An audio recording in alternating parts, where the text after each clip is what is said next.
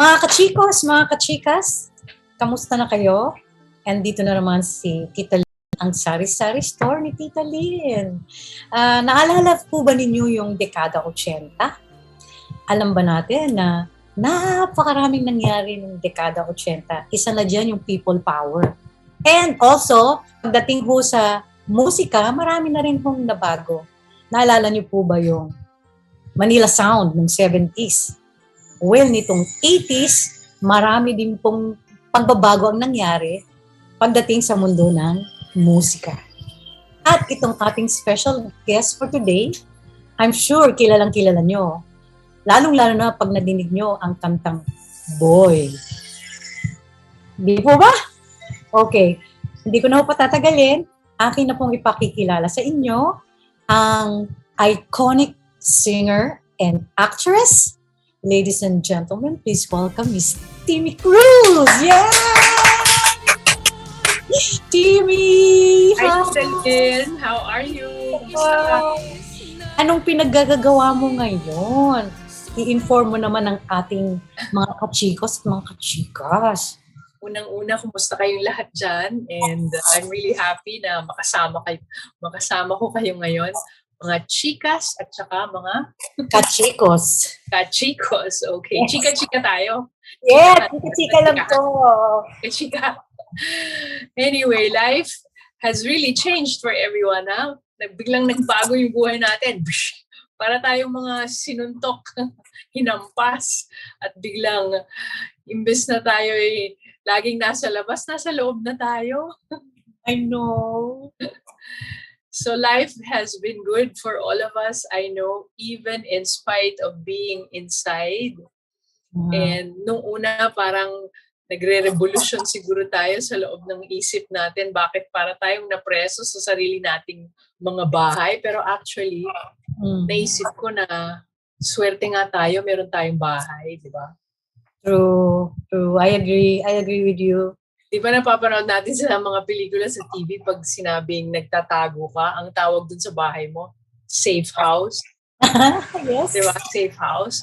Yes. So tayo rin, may mga safe house pala tayo. So I'm really happy na kahit papano, kahit medyo parang nakakulong tayo, dun sa ating maliit na kulungan na to, pwede nating isipin na hindi ito talaga kulungan. This is our little paradise. And that's what I did, Tita Lyn. Ginawa kong maliit na paraiso itong aking lugar. I'm actually in a condo.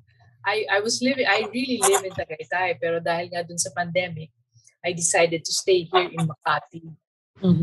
So, yun ang aking mga pinaggagawa ko. Akala ko magiging parang happy-happy lang, happy-go-lucky lang ako dito kasi tumatanda na, di ba? Pero actually, my family gave me a lot of new tasks to do. So, I've been handling our family business. And I've been very, very busy with that. Wow, that's so cool. You've been very busy. Blessing pa rin yan. Super busy. Right? Yeah. Busy. And working from home. So, nagkaroon na ng dalawang klaseng style ng trabaho, di ba? Work from site and work from home. So, ngayon, I've been working from home but actually, matagal na ako nag-work from home. Kasi kahit na nagtatrabaho ako for business, yung aking office, kung saan-saan, kung saan ako napadpad, yun ang aking office. Okay. So, Amy, balik tayo. I have a question. Go ahead. Sa Buena Familia, mayroon ka bang resentment na pumasok ka sa showbiz? Like, your father is a lawyer, si attorney Angel Cruz, your mom is a successful businesswoman, si Mrs. Lourdes Cruz, right? And yung sister mo, abogado rin. And then yung brother mo is into politics. Yes. So, and then you, hindi ko sa binababa ang showbiz, pero meron bang resentment from your family when you entered showbiz? Well, actually, hindi lang resentment. Hindi lang resentment. Talagang parang pinaaral kita ng business management. At bakit mo I papasin know. Business Yung mga management ganun from UP, right? And Yeah, then, actually, nag-banking and finance ka pa sa San Francisco, right? yes, wow. Yes, you know all these details. Yeah, actually, merong ganung reaction, especially from my father. Pero alam mo yung pangarap talaga, Tita Lyn, hindi mo talaga hindi ko talaga maalis sa isang tao at hindi ko talaga maalis. Nag-aral na ako ng business, nagtrabaho na ako sa family, tapos gusto pa akong maging abogado, actually businesswoman, tapos banker, lawyer. Yun ang gusto talaga ng family ko para sa akin. Pero ayaw ng puso ko. Pero ang puso mo, ang calling mo, nasa Ang showbiz. calling ng puso ko, one day kumatok ako sa sa pintuan ng aking pinsan. I have a cousin, her name is Sabrina Lonto. And she was living... Ako ba si Sabrina? You know her? Yeah, si Yeah, I Sabrina. know her. You know her, okay. She was living in our house at that time. One night, talagang hindi ko na talaga matiis. Pumunta ako sa kwarto niya, katok ako. Sabi ko, Ate Sab, labas ka dyan. Ano, hindi talaga ako makatulog. Tapos lumabas siya, sabi niya sa akin, ano ba yun? Ating gabi na, ginigising mo pa ako. Sabi ko sa kanya, Ate Sab, balik ka. Meron akong sasabihin sa'yo, sabi ko sa kanya. Tulungan mo ko ha. Sabi ko sa kanya gano'n. Sabi niya, ano ba yun? Kamot-kamot pa si Ate Sab. Sabi ko sa kanya, Ate Sab, gusto kong maging singer. Tapos tinignan niya ako, sabi niya, ha? Ano? Ang galing yun? Sabi niya gano'n. Hindi makapaniwala. Hindi siya makapaniwala. Pero actually, that's been my dream since I was a child. I really wanted to be a singer. And any chance that I could sing for our family, I would. It all started nung talagang bata pa ako. Siguro mga 6 years old pa. Ang mami ko mahilig mag-party. Yes. So lagi kaming may party sa bahay namin, yung mga homeowners association, mga kung sino-sino, Mr. and Mrs. Club, mga ganyan-ganyan. Ginagawa ko, magsusuot ako ng pinakamagandang damit ko, yung aking pinaka-best shoes. Tapos, dikit na ako dun sa party habang kumakain yung mga tao. Tapos, kakanta ako ng iisa lang ang aking song. Ang song ko ay Fly Me to the Moon by Frank Sinatra. Hindi ko pa memorize yung song. Basta, I would just sing, fly me to the moon and let me sing among the stars. Hanggang dun lang ako. Hanggang dun lang ang alam ko. I was about 6 years old. And then yung mga friend ng mami ko sabi, Lourdes, ba't ganyan yung anak mo? So that was a clear sign, huh? Yeah. I really wanted to be a singer. And then I had to put that in the back because I needed to study. And my parents really wanted me to study, wanted me to follow in the family business, to take care of the family business. So, ginawa ko, sabi ko sa sarili ko, sige, gawin mo yun. Sundan mo sila. So, sinunod ko sila. Aral ako, and I really dedicated myself. And I also decided na one of these days, hindi pa ngayon. So when I entered show business, I was already quite old. I was already 26 years old. Oh, pero paano mo sila napapayag? Hindi sila pumayag.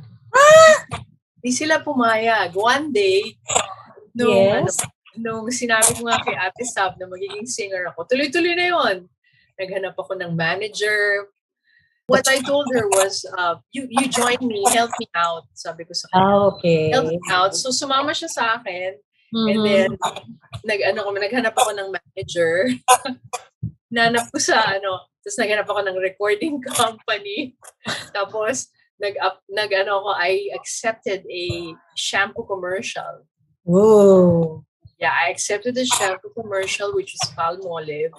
And from there, that shampoo commercial became my ticket to enter show business. Oh, so yun pala ang key, yung commercial. Yes. After that commercial, I started calling these recording companies. Ang kapal ko talaga. So ikaw talaga yung nagtatawag. Yeah, walang iba. Ako talaga. Basta ginawa ko. Sabi ko, yes, suntok sa buwan. Sige, gawin mo. So, kumuha ko ng telephone directory. Yung pinakamalaking logo doon was Vicor. So, ang ginawa ko, tumawag ako sa Vicor. Tapos, sabi ko, hello? Sabi ko ganyan. May I speak to the person in charge? Hindi ko pa alam kung sino kakausapin ko eh. Tapos sabi sa akin, sino ba to? So I gave my name and of course I'm a nobody, right? So sabi ko, sino bang in charge ng ng recording? Sabi ko gano'n. Mabait naman yung sumagot sa akin. So sabi niya, Chito, sabi niya, narinig ko pa eh. Chito. So pumunta si Chito sa phone. Sabi niya, Chito Ilagad, right? Chito Ilagan. Ilagan. Oh, yeah. Okay. Right. Hello, ganda ng boses. Who is this? Ganyan, Hi, I'm so excited pa kasi kinausap ako eh. Sabi ko, hi, I'm Timmy Cruz and I want to be a recording artist. Ganun ka straight to the point. And then he asked me, are you singing somewhere right now? Do you sing in a band? The answer is no. Okay. Have you ever recorded anything? No. Do you sing in a night spot or anything like that? No. Lahat ng answer ko, no. Sabi ko, you know that commercial right now, yung Palmolive commercial? Yeah. Yeah. Sabi niya, yeah, I know that commercial. Sabi ko, di ba there are three girls in that commercial? Sabi niya, yeah, which one are you? Sabi niya ganun sa akin. I'm the last one. Sabi ko ganun. And then he goes, you're the last girl? Sabi niya ganun. Yeah, I'm the last one. And then he said to me, if you're really the last girl, I want you to come here right now. Oh. Naka-shorts pa ako and everything.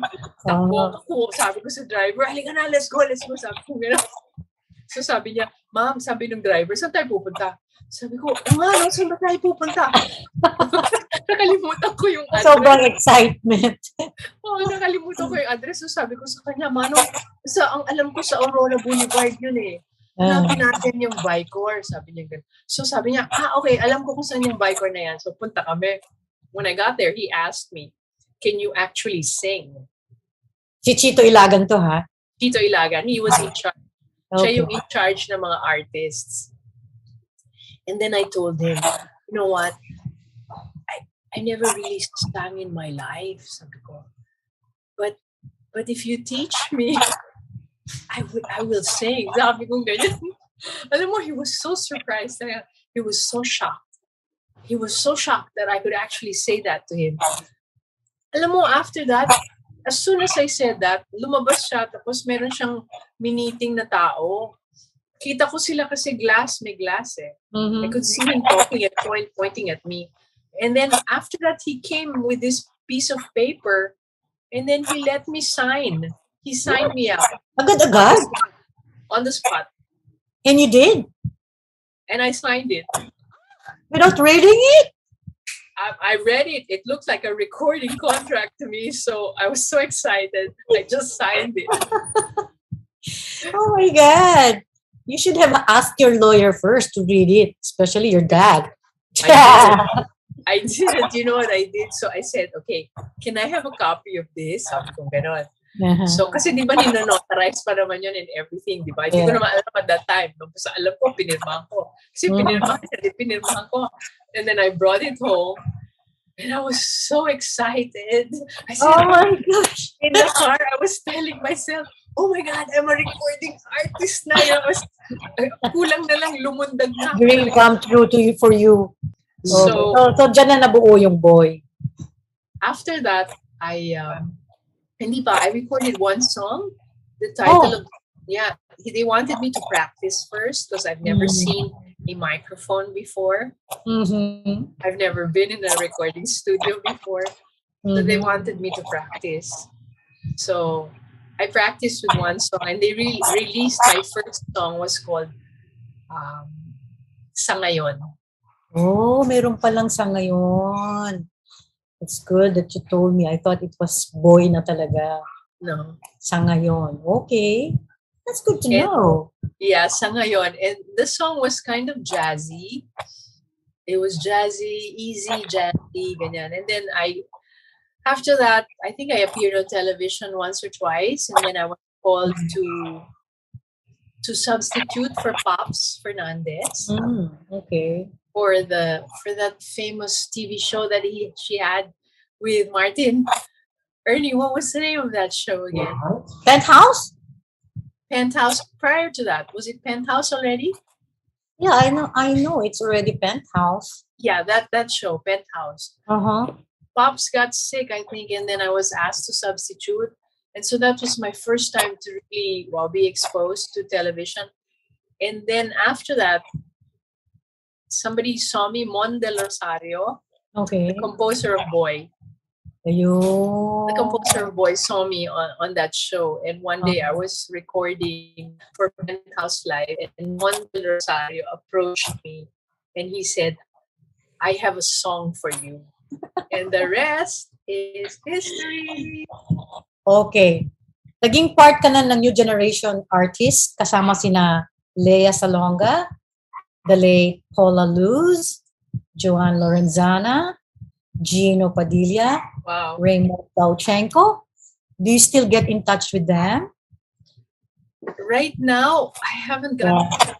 Once in a while, I on Facebook or on Messenger. Once in a while, we get to chat a little bit. But lately, I was able to connect with Joan Lorenzana. She's in the U.S., right? Yeah, she's in the U.S. But you see, with all of them, I was really the kulelat. I was always like a parang outcast because they were such a group when I came in, and I was simply so different from them. So they were always, together, and I was always by myself. Oh, really?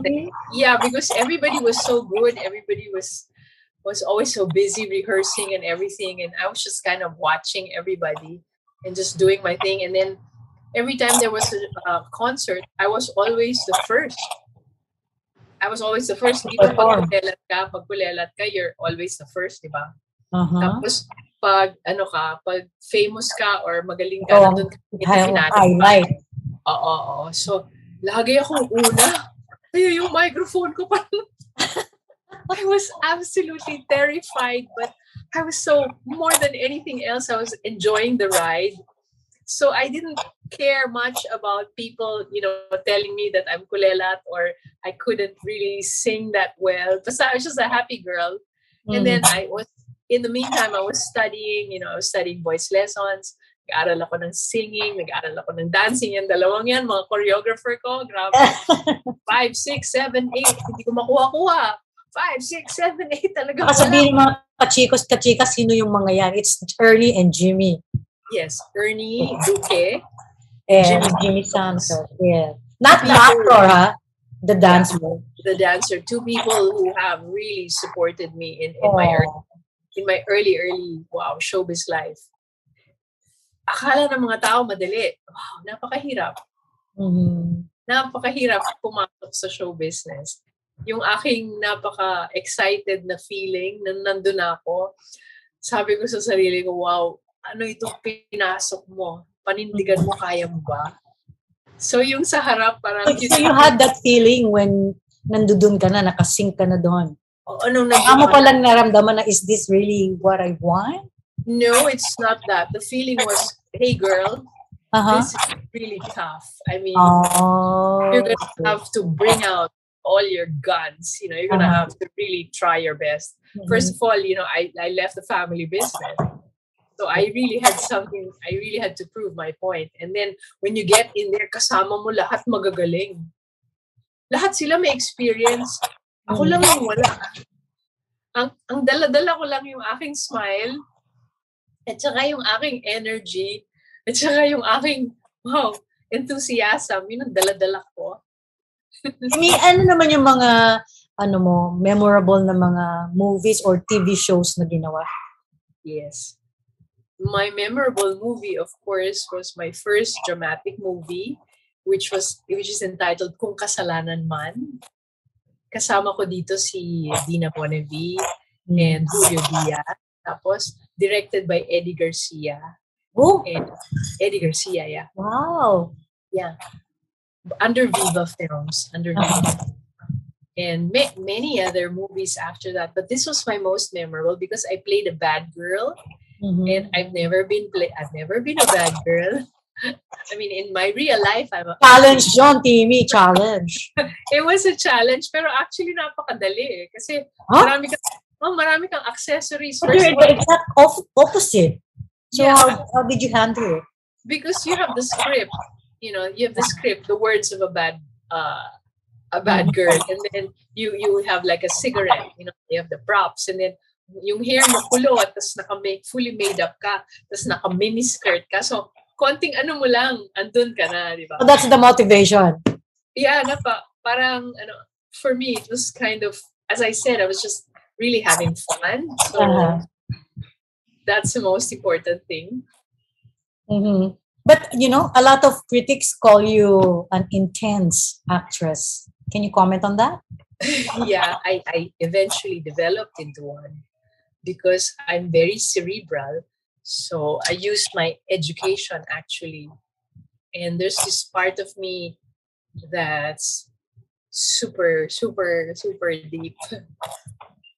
And I use that as an edge. I use it as an edge because when I'm with the other actors, I stay very quiet, and then I observe them. Obserbahan ko sila. Okay. And alam ko na magagaling silang lahat. Alam ko magagaling silang lahat at napakarami nilang experience at ako baguhan. Mm-hmm. So ang ginawa ko, pinanood ko sila at ginamit ko lang yung aking gut feeling. Yun ang aking ginagamit sa acting. Gut feeling lang, hindi ako masyado nag-aaral. Basta gusto ko yung pinaka-raw na acting. Hanggang ngayon, ganun pa rin ako. Hindi ako nagbago. Hindi ako nag-aral, hindi.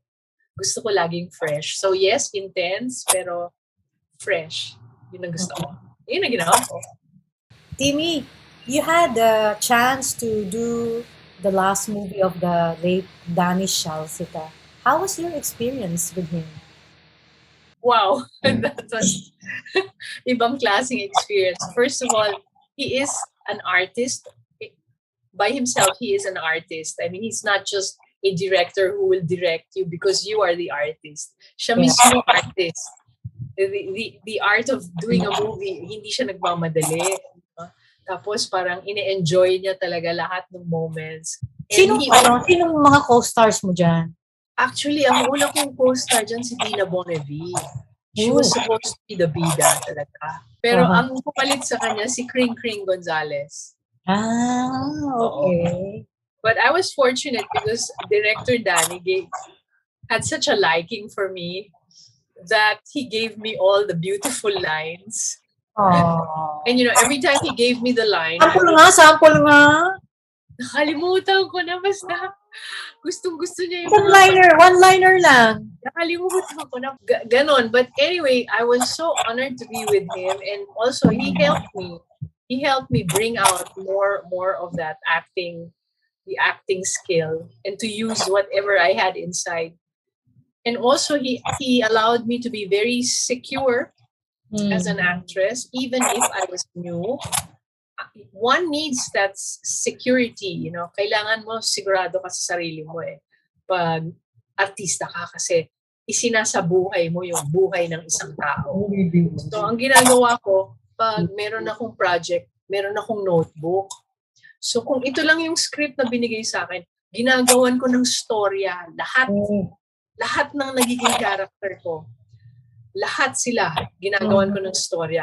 Kung saan siya pinanganak, ganito, ganyan, kung anong pag-iisip niya, saan siya nag-aral, kung sino mga kamag-anak niya, kung ano mga favorite color niya, lahat yung sinusulat ko.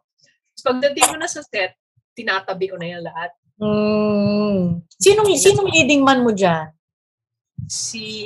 Actually, ang leading man, si Mark Hill. Mark Hill, the leading man siya. Also a very good actor.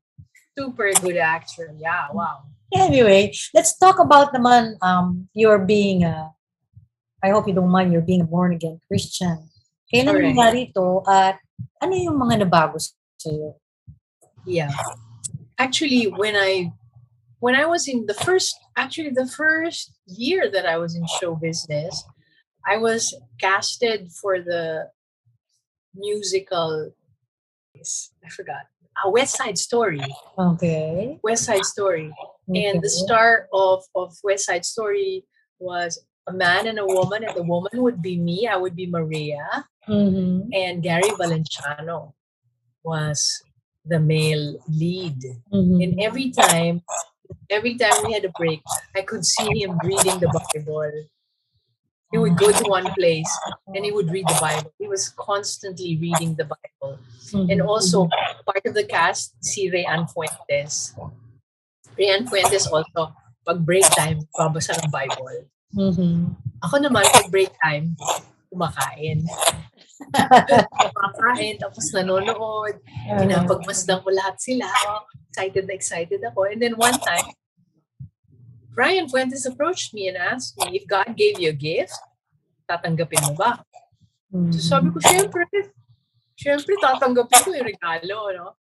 So yun, at that moment, he said to me, God is giving you a gift. He wants to be part of your life. Are you going to accept it? I said, yes. So I accepted it. And yun na yung born again experience. And actually, I was attracted to being born again dahil sa music. And so I got deeper into it. I learned how to pray very well. I started singing for the churches. And at one point, they actually wanted me to stand up and, to actually lead the prayers. And then I started doing that and I got so involved in it. And then one day I stopped. Because I realized that people, hindi si Lord ang tinitingnan ng mga tao. Ang tinitingnan ng mga tao ako, kasi artista ako, yun ang naisip ko. Kaya tumigil ako kasi sabi ko, ang gusto kong makita ng mga tao, si Lord. Hindi ako. Hindi ko kailangan umakyat sa entablado para patunayan na mahal ko si Lord. Kahit na nandyan ako sa baba, kahit wala ako dun sa loob ng church na yon, mahal ko pa rin si Lord. So, nagbago yung aking spiritual path actually after that. Kasi doon sa pagiging born again, very external lang naging experience ko. Kasi first of all, may banda, di ba? Para ka nasa concert lagi. So, ang nangyari sa akin, gusto ko talagang ayusin yung aking kalooban. At magagawa ko lang yun, sabi ko, sa katahimikan. Kasi pag maganda yung music, pag magara yung mga nakikita mo, parang showbiz na rin ang dating eh. Pero yun yung experience. Iba lang yung flavor. Oo. So, ang ginawa ko, I went internal. And that's where I developed my spirituality, is by staying quiet and internal. And that I found in meditation, in yoga.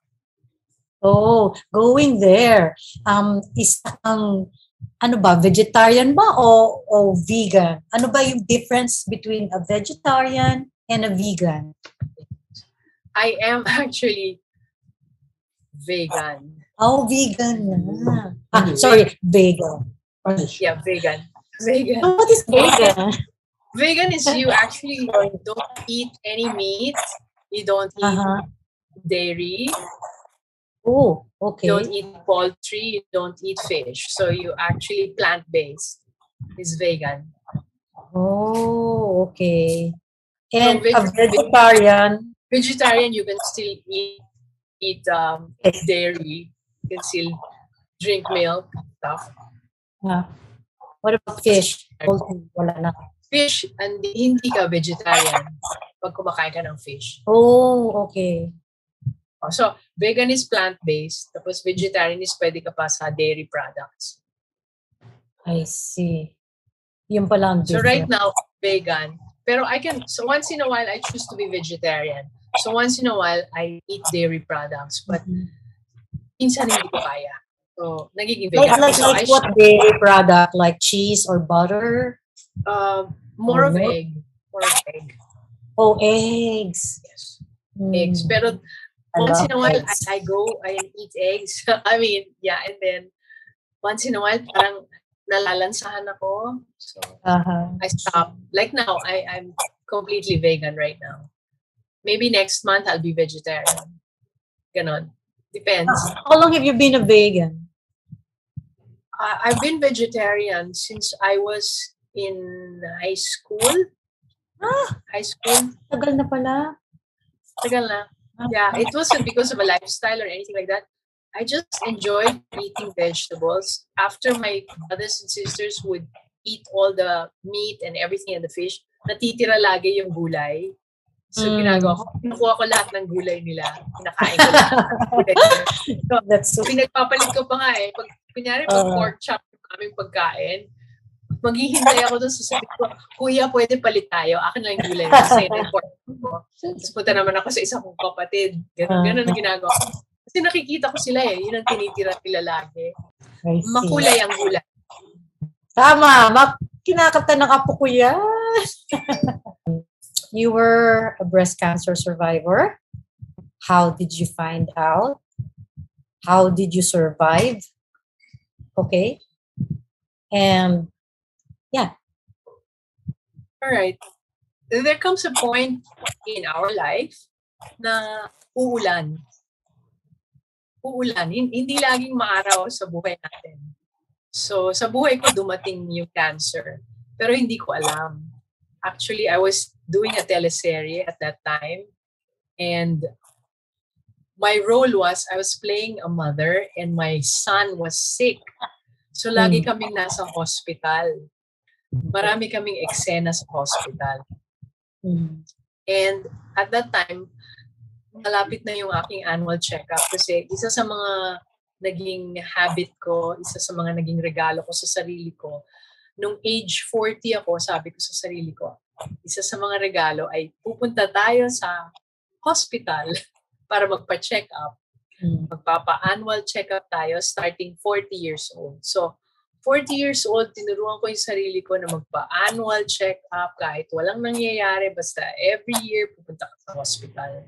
So, sabi ng doctor sa akin, sa lahat ng pasyente, ikaw lang ang alam ko na nagpapa-check up annually. So, hindi ko alam na yung practice na yun palang makakatulong sa akin.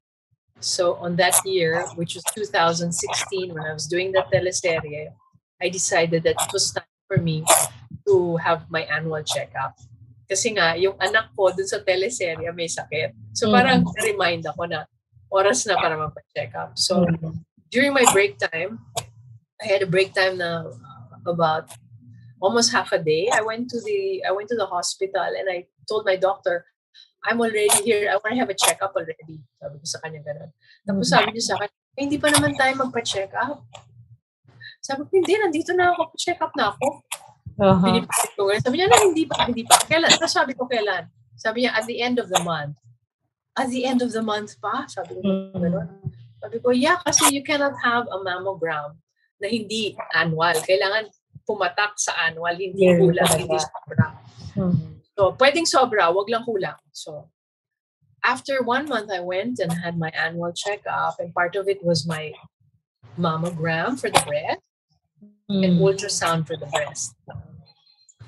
And after that, the result came, and immediately they saw something that was not supposed to be there, and we had to have a biopsy. And when I say biopsy, meron silang tatanggalin, di ba?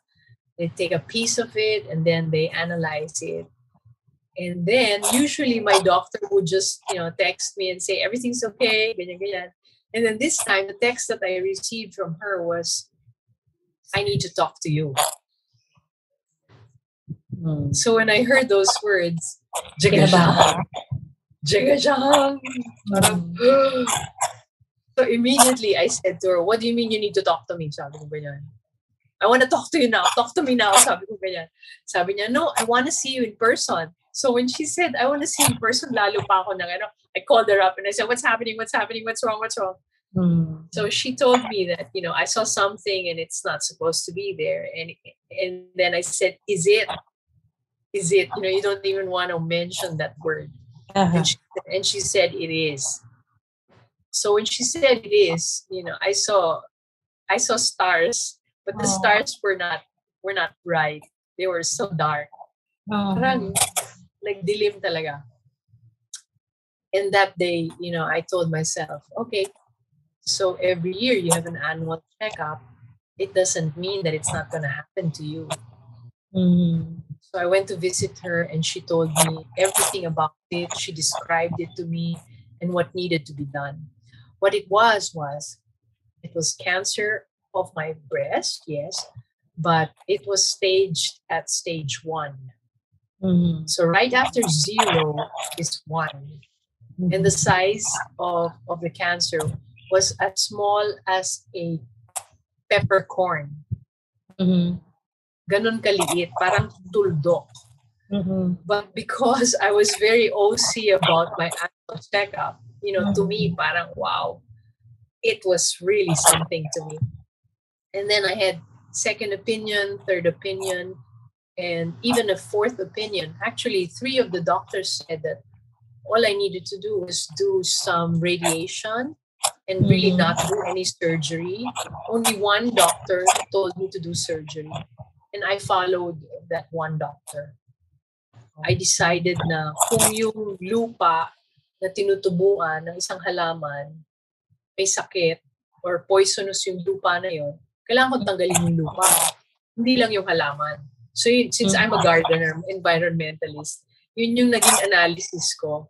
Na pag yung lupa poisonous or toxic, kahit anong ilagay ko dun, magiging poisonous din. So, yun ang naging analysis ko sa sarili ko. So, I had surgery, what you call a unilateral mastectomy.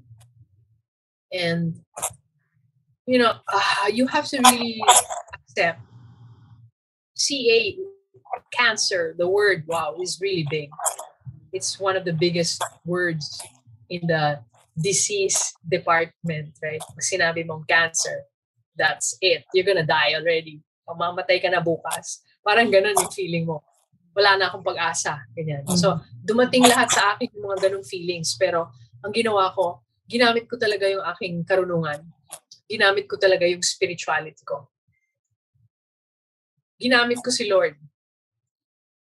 Dati ginagamit niya ako. Ang ginawa ko, siya naman ang ginamit ko. Ginamit ko siya bilang sandata. Ginamit ko siya bilang talagang weapon talaga. Shield. Tapos ginamit ko yung kanyang ilaw, yung tanglaw, yung light ni Lord. I flooded myself. I immersed myself. I bathed myself in the light of God. This sounds really parang, totoo ba yun? Totoo. Ginawa ko talaga. Lahat ng natutunan natin sa Bible, sa church, whatever, lahat ng mga yun, ginamit ko. At napatunayan ko na it works. Hindi mo kailangan magdasal ng maraming dasal or lumuhod, umiyak, ganyan. Hindi ko ginawa yun. Tumahimik lang ako at sinabi ko kay Lord, Lord, alam ko na mahal mo ako. Alam ko na anak mo ako. Kaya ngayon, i-baby mo ako. Napaka-inspiring naman ng ginawa mo. I-baby mo ako. So, ang ginawa ko, medyo napapaluhan ng konti kasi talagang napakahirap na panahon. Pero, yun nga, pag nagpa-baby ka sa ama mo, pag nagpa-baby ka sa ama mo, lahat ng kaya niyang gawin para sa'yo, gagawin niya. Kaya yun ang ginawa ni Lord. Lahat ng doktor, lahat ng finances, lahat ng pwedeng tumulong sa akin sa dasal, sa awit, sa lahat ng suporta ng mga fans, mga kaibigan, pamilya, mga kapatid ko, lahat, mga relatives ko, para akong naging artista ulit. Para akong nilaunch ulit. Para kang nilaunch ulit. Such a blessing. Yeah. My relatives, even from afar, they came to visit me. They came to send me good wishes. Aww. And I felt so loved. Super loved. I didn't make so much effort. Because after the surgery, tapos na. And I healed very well. ang nangyari, I stayed in the hospital for maybe about 4 or 5 days. And the nurses would come every so often and they would share with me their life story. And then I would sing for them. And then I would have all these tests and all these technicians would ask for pictures and then they would ask me to sing. Naka-bandage ako naka-bandage. Tapos hindi ako masyadong makagalaw. Pero kakanta ako, whatever. And then my doctors would come and visit. And then they would say, can you talk to me? Kasi I'm so tired. Sabi ng doctor ko. So I would talk to them and I would sing to them and then they would hug me and they would say, ay nako, nasarap. Bukas ulit pupunta ulit ako dito. So I established such a friendship with all my doctors. I have a team of doctors, such excellent doctors, medical city, and each one of them became my very good friend. And up to this day, ang tawagan namin talaga friend. And then all the nurses, all the technicians. So, those are the experiences that I immersed myself in. I started living in the moment. In the moment, dito lang ako.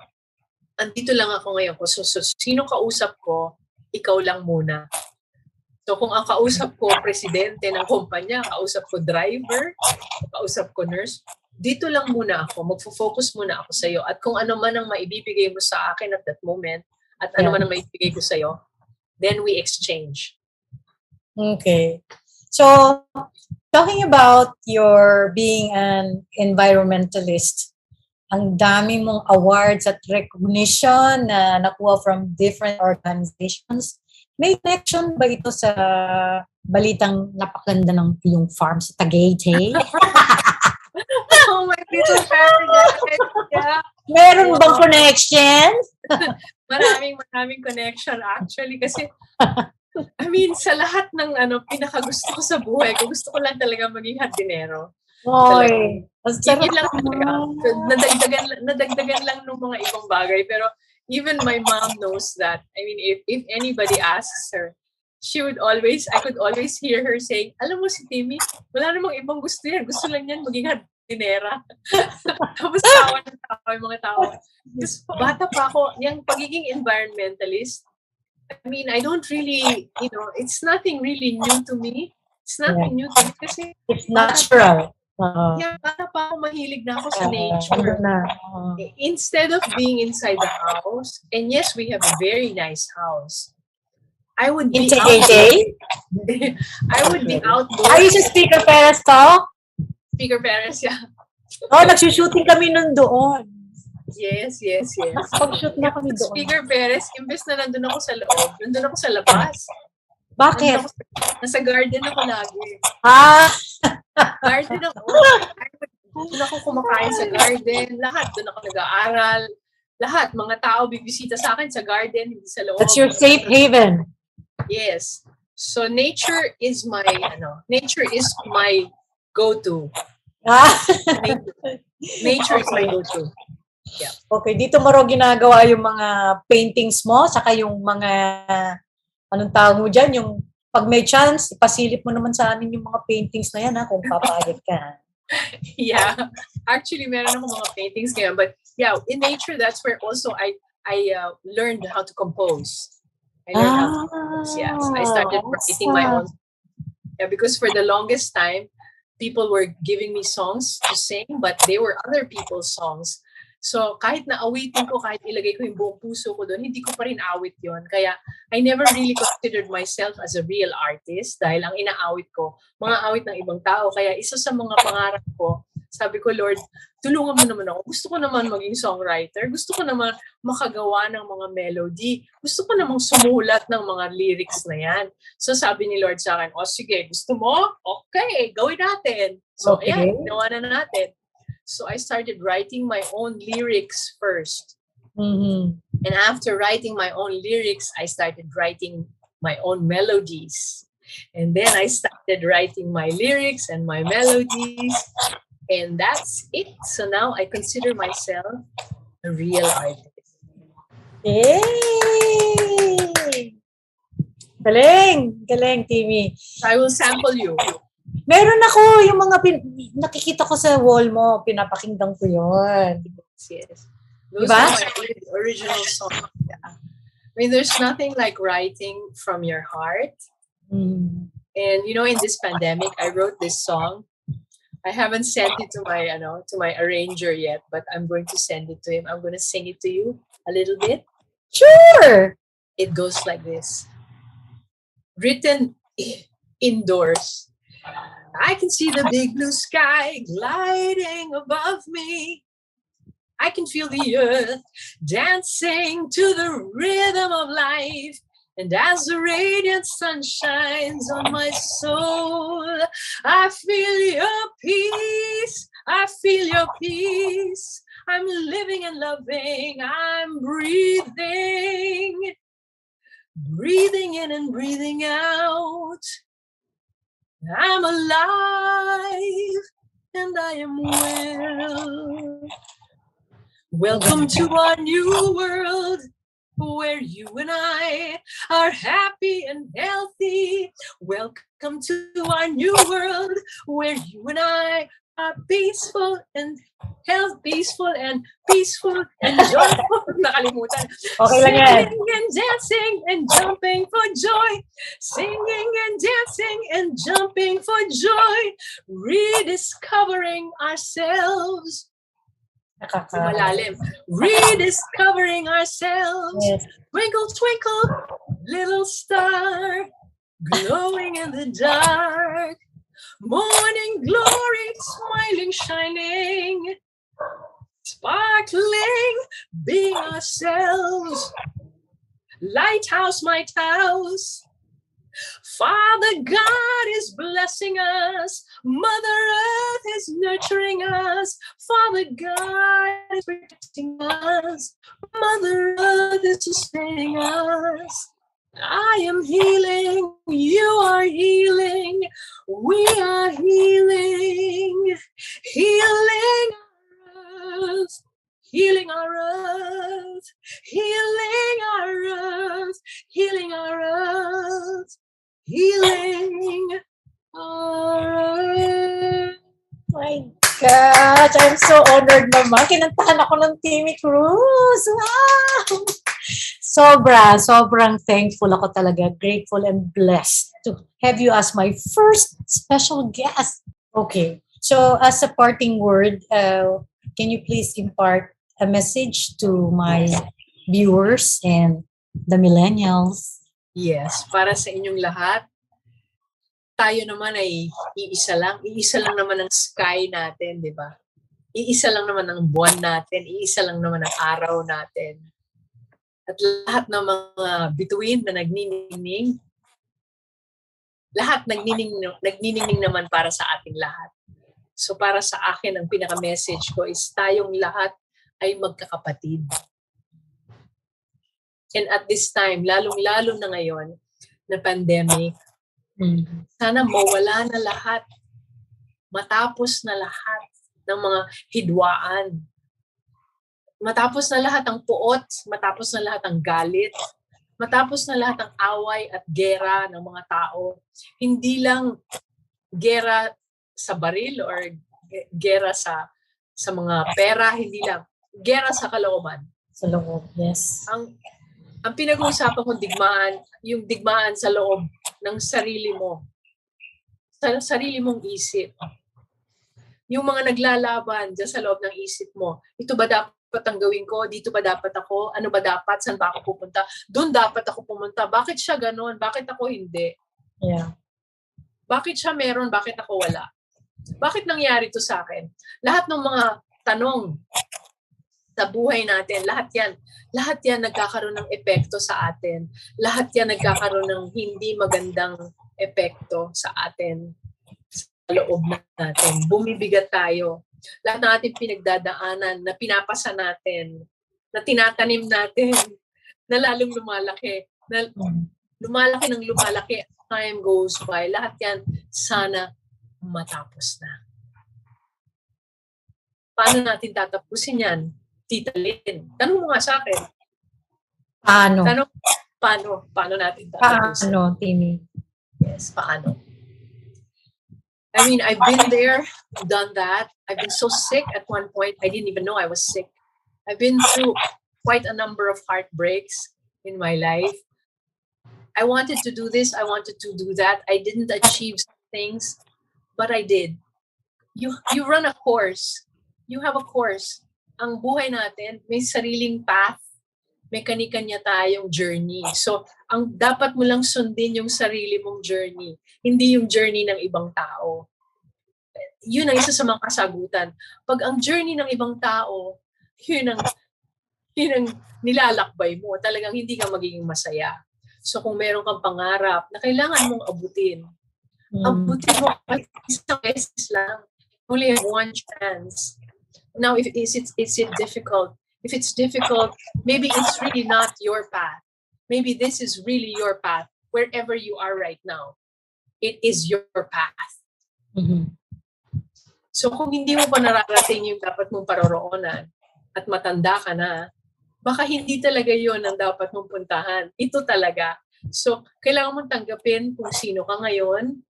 At kung sino ka ngayon, pag-aralan mo pa paano pa mahalin ang sarili mo. Paano mo pa alagaan ang sarili mo. Paano mo pa kausapin ang sarili mo nang hindi mo masyadong binababa ang sarili mo. At huwag mo rin naman masyadong itataas. So, kailangan balanse lang. So, balansehin mo yung buhay. Lakbayin mo yung sarili mong lakbay. Very well said. Thank you, Timmy. Thank you very much. I learned so much from our chikahan. So, Yes. I am hopeful and positive that our kachikos and kachikas will also learn a lot from what you said. Yes, I also want to invite them to follow me on my Facebook pages. I have my Timmy Cruz, Just Sing, and I also have my Optimistic Facebook page. So I also want to tell everyone that wala na akong ibang gusto kundi maging mapayapa ka. Wala na akong ibang gusto kundi maging masaya ka. Wala na akong ibang gusto kundi maging maunlad ka. Kaya, yun ang wish ko para sa iyo at para sa inyong lahat. Salamat! I love you, boy, if you only knew. Naiinis na ako sa'yo. Sobrang manhid ka at di mo napapansin.